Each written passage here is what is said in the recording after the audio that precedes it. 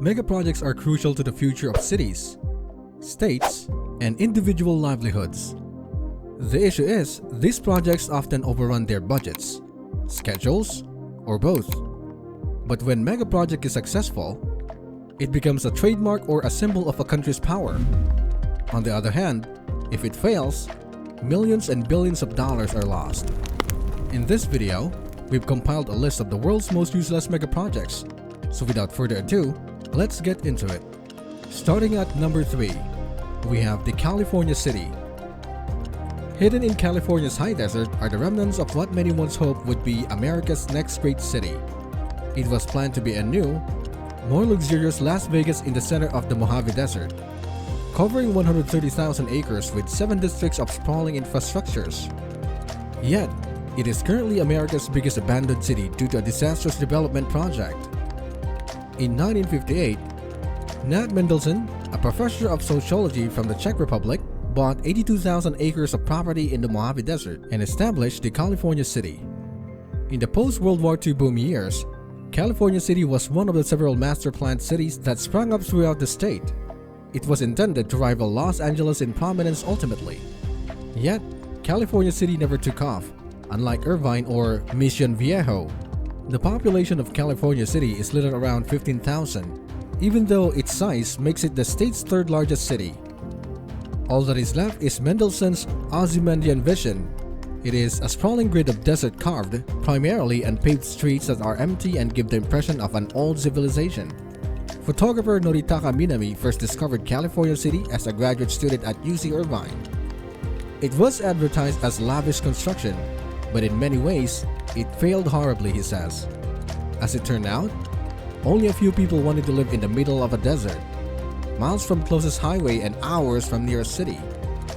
When Mendelssohn finally gave up and sold his shares in the town in 1969, he had only brought about 1,300 people to his would-be metropolis.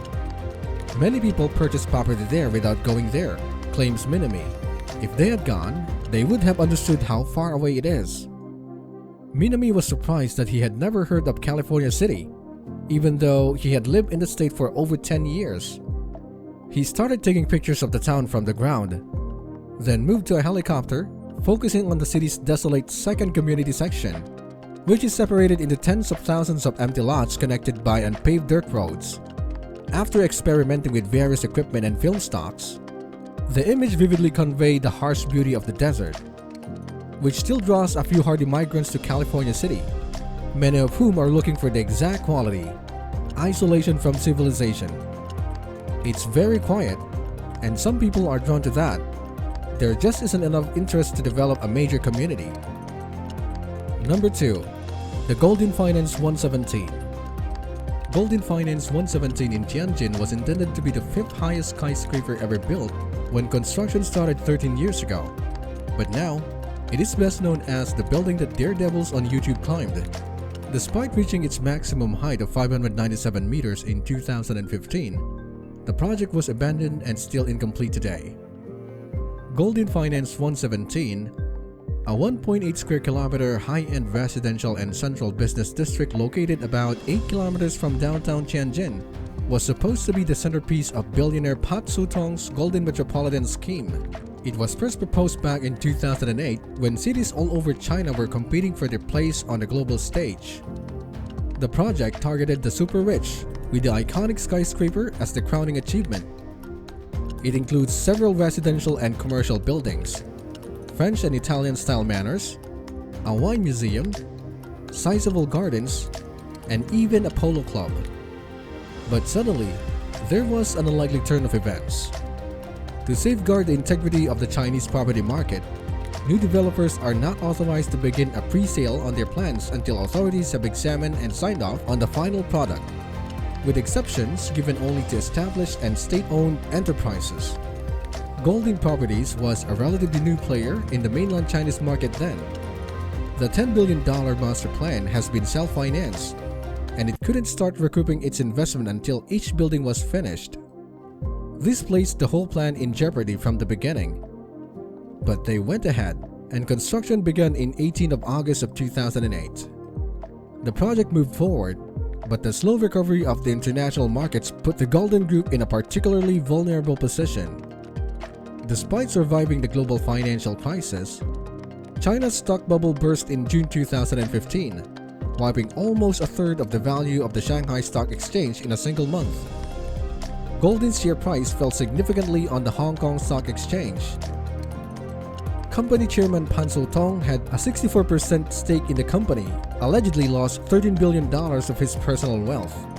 In 2018, hopes for the construction of Golden Finance began to emerge. But then, the China State Construction Engineering Corporation left again, taking all of its company's signage with it.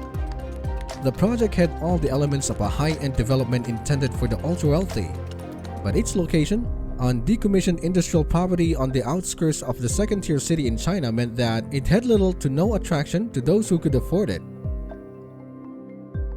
At number 1, we have the Burj Al Babas, a massive abandoned town of Disney-esque castles.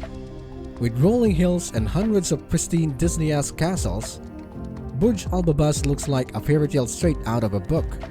Yet, if you look closely at the Turkish development, you may be fooled into thinking that Disney villains all got together and wrecked the area. The eerie enchanting village of over 500 castles is now a ghost town. Developers marketed the same castles to rich people as luxurious vacation houses. The Burj Al Babas, located in the outlying Turkish town of Mordunu, was originally intended to include an on-site movie theater, sports facilities, and a Turkish spa. The construction of this massive fairy tale-like megaproject started in 2014, with prices starting at $600,000. The project architect claims that the rising oil costs and the failing value of the Turkish lira impacted prospective investors' ability to purchase. That's why only 350 of the original 732 villas were sold to investors. A whopping $200 million has been spent on development.